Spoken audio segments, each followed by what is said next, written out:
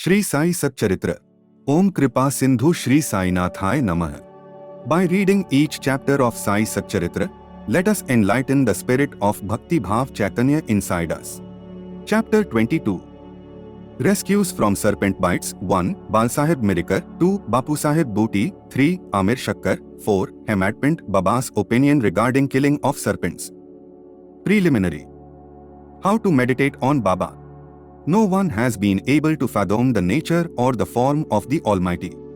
Even the Vedas and the thousand-tongued Shesha are not able to describe it fully, but the devotees cannot but know and look at the form of the Lord, for they know that His feet are the only means of their happiness. They know no other method of attaining the supreme goal of life, except meditating on the holy feet. Hemadpint suggests an easy way of devotion and meditation as follows. As the dark fortnight of every month wears out gradually, the moonlight also wanes in the same degree, and on the new moon day, we do not see the moon at all, nor do we get her light. Therefore, when the bright fortnight begins, people are very anxious to see the moon. On the first day, the moon is not seen, and on the second day also she is not clearly visible. Then the people are asked to see the moon through an opening between the two branches of a tree, and when they begin to see through this aperture eagerly and after concentratedly, the distant small crescent of the moon comes, to their great delight, within their ken. Following this clue, let us try to see Baba's light. Look at Baba's posture, how fine it is. He is sitting with his legs folded, the right leg held across the left knee. The fingers of his left hand are spread on the right foot. On the right toe are spread his two fingers, the index and middle ones. By this posture, Baba means to say, as it were, if you want to see my light, be egoless and most humble and meditate on my toe through the opening between the two branches, index and middle fingers, and then you will be able to see my light. This is the easiest means of attaining devotion. Now let us turn for a moment to Baba's life. Shirdi had become a place of pilgrimage on account of Baba's stay. People from all quarters began to flock there, and both the rich and the poor began to be benefited in more ways than one and in some form or other. Who can describe Baba's boundless love and His wonderful natural knowledge and His all-pervasiveness? Blessed is he who could experience one or all of these. Sometimes Baba observed long silence, which was, in a way, his dissertation on Brahman. At other times he was consciousness bliss incarnate, surrounded by his devotees.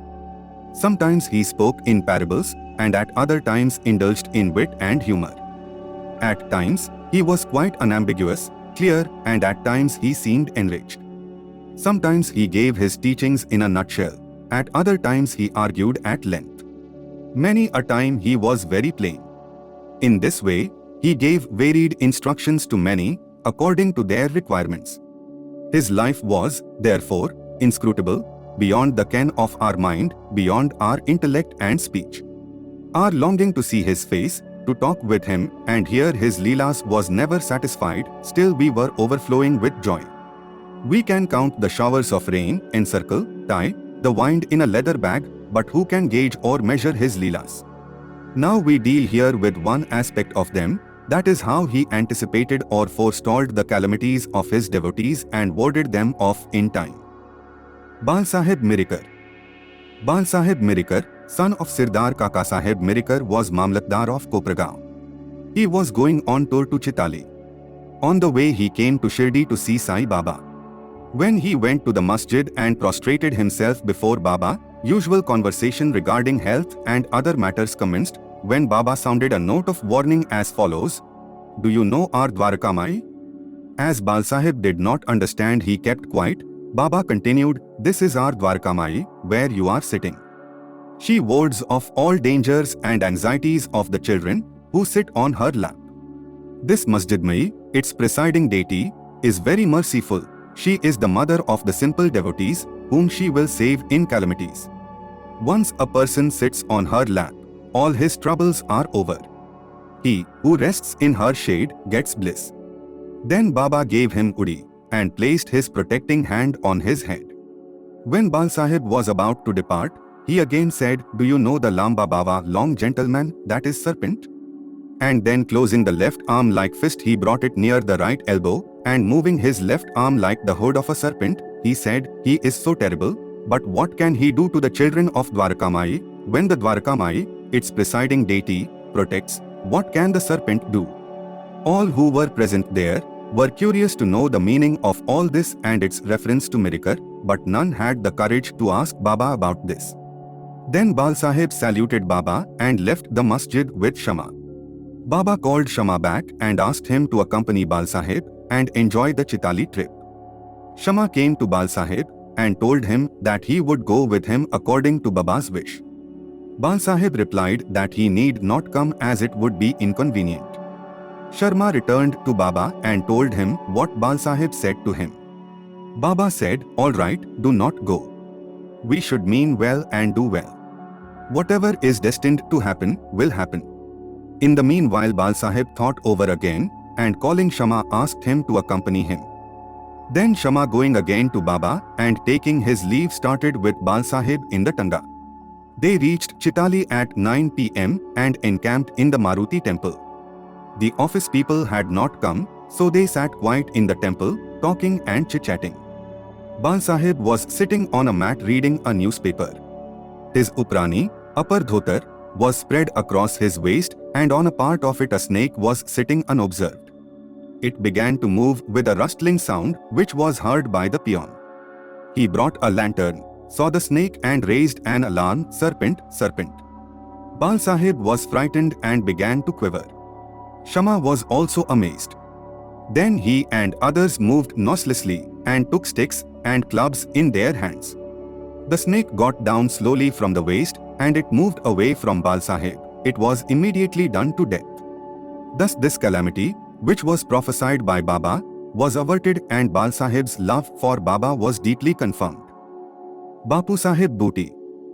A great astrologer named Nana Sahib Dingle told one day Bapu Sahib Booty, who was then in Shirdi, "Today is an inauspicious day for you, there is a danger to your life." This made Bapu Sahib restless. When they, as usual, came to masjid, Baba said to Bapu Sahib, "What does this Nana say? He foretells death for you. Well, you need not be afraid. Tell him boldly, let us see how death kills." Then later in the evening Bapu Sahib went to his privy for easing himself, where he saw a snake. His servant saw it and lifted a stone to strike at it. Bapu Sahib asked him to get a big stick, but before the servant returned with the stick, the snake was seen moving away and soon disappeared. Bapu Sahib remembered with joy Baba's words of fearlessness. Amir Shankar. Amir Shankar was a native of the village Korle in Kopragaon Taluka. He belonged to the butcher caste. He worked as a commission agent in Bandra and was well known there. He once suffered from rheumatism, which gave him much pain. He was then reminded of God, and so he left his business and went to Shirdi and prayed to Baba to relieve him from his malady. Baba then stationed him in the Chavdi, which was then a damp, unhealthy place, unfit for such a patient. Any other place in the village or Korle itself would have been better for Amir, but Baba's word was the deciding factor and the chief medicine. Baba did not allow him to come to the masjid, but fixed him in the Chavdi, where he got very great advantage. Baba passed via Chavdi every morning and evening, and every alternate day Baba went to the Chavdi in a procession and slept there.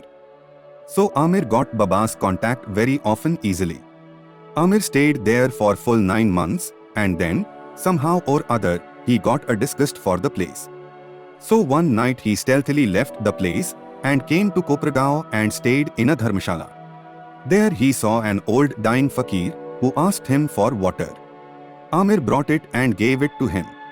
As soon as he drank it, he passed away. Then Amir was in a fix.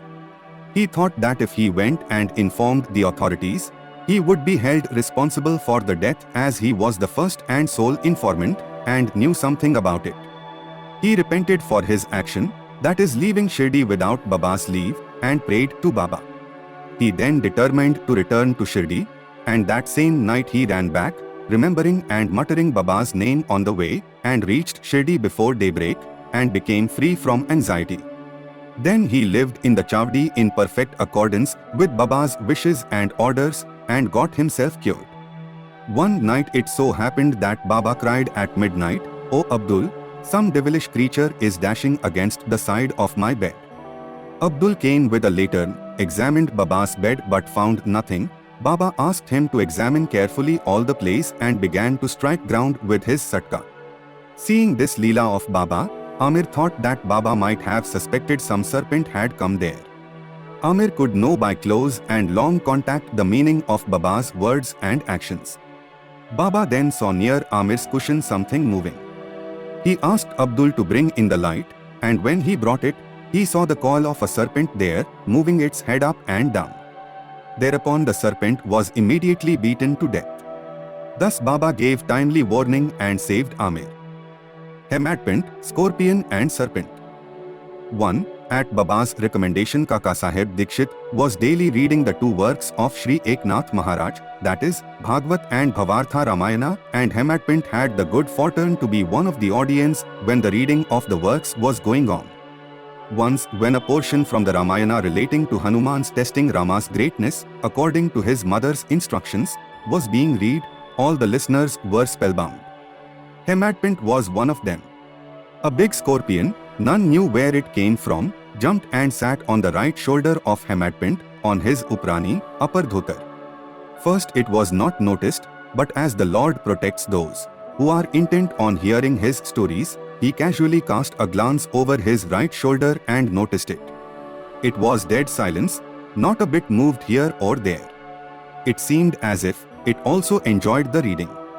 Then by the Lord's grace, Hematpint, without disturbing the audience, took the two ends of his dhotar, folded them, and brought them together, enclosing the scorpion within.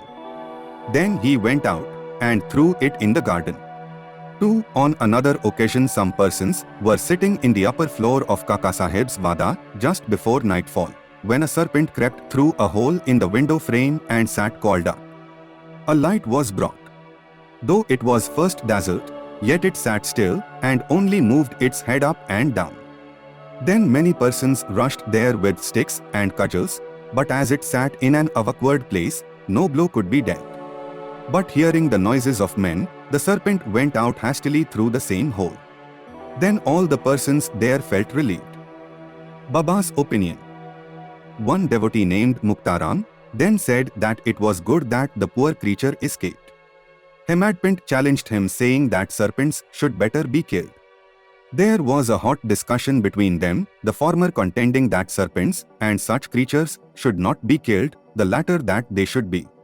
As night came on, the discussion came to an end, without any decision being arrived at. Next day, the question was referred to Baba, who gave his settled opinion as follows: God lives in all beings and creatures, whether they be serpents or scorpions. He is the great Whirlpooler of the world, and all beings, serpents, scorpions, etc., obey his command. Unless he will it, nobody can do any harm to other. The world is all dependent on him, and no one is independent. So we should take pity and love all creatures, leave off adventurous fights and killings, and be patient. The Lord, God, is the protector of all. Bow to Shri Sai. Peace be to all. The next chapter of Shri Sai Satcharitra will be available on our YouTube channel in the next 24 hours. Till then, stay tuned and do not forget to subscribe to Bhakti Bhav Chaitanya English and like and share the video.